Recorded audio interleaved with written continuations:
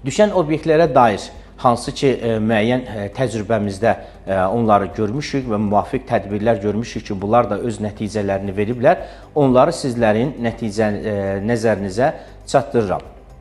Biz lövhədə yüksəklikdə görülən işlərin ətrafında müəyyən hasarlanma görürük. Bu hansı ki, hasarlanma işçilərin ora gəlməsini və ora daxil olmasını neytrallaşdırır və eyni zamanda biz həmin hasarların üzərində müəyyən lövhələr təmin etməliyik ki, işçilər həmin bu düşən obyektlər barədə və yaxud da orada tələb olunan müəyyən tələblər barədə məlumatlı olsunlar ki, o əraziyə daxil olarkən orada olan, mövcud olan təhlükələrdən xəbərdar olsunlar. Eyni zamanda biz düşən obyektlərin qarşısını almaq üçün biz xüsusi hansı ki, qurduğumuz platformalarda, döşəmələrdə gördüyünüz süpürgəliklərdən istifadə etməliyik ki, misal üçün, istifadə etdiyimiz hansısa bir alət döşəməyə düşərkən o gəlib yerə düşməsin və biz bu döşəmələrdə olan süpürgəliki bütün yüksəklikdə olan işlərə istifadə etməliyik ki, həmin o süpürgəlik ərazidə hansısa bir işçi oradan keçərkən işçinin üzərinə düşməsin. Eyni zamanda düşən obyektlərin qarşısını almaq üçün və düşən obyektlərdən insanların xəsarət almaması üçün biz üst-üstə işləyən işçiləri, üst-üstə düşən işçilərin qarşısını almalıyıq. Yəni, işçilər üst-üstə işləməməlidir. Bu şəkildə gördüyünüz, mən Saudiyada olduğum vaxtı ərazini müşahidə eləyərkən qeyd etmişdim.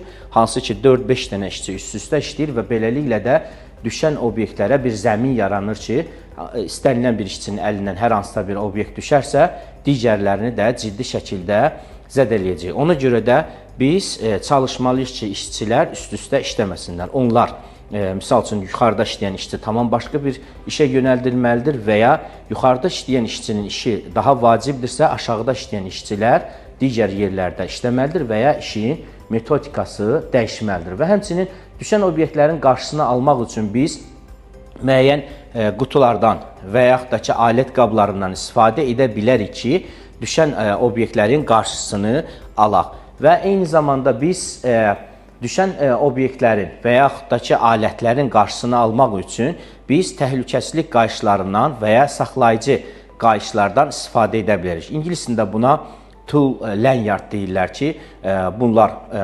müəyyən təhlükəsizlik avadanlıqları satılan dükanlarda əldə edə bilərsiniz və beləliklə də siz hər hansısa bir açarlardan və yaxud da ki, digər alətlərdən, avadanlıqdan istifadə edərkən bu təhlükəsizlik qayışlarını onlara bağlamaqla yüksəklikdə istifadə edə bilərsiniz.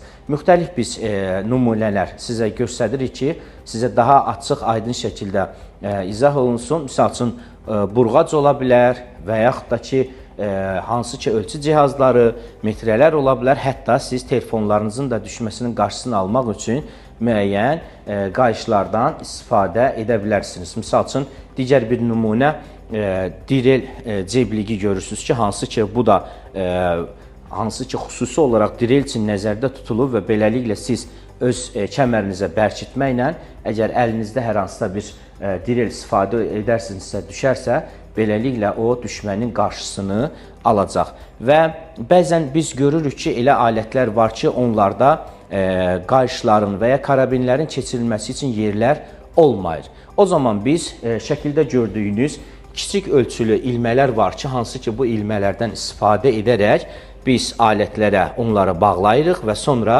qayışlardan istifadə edərək biz həmin alətlərdən yüksəklikdə istifadə edə bilərik.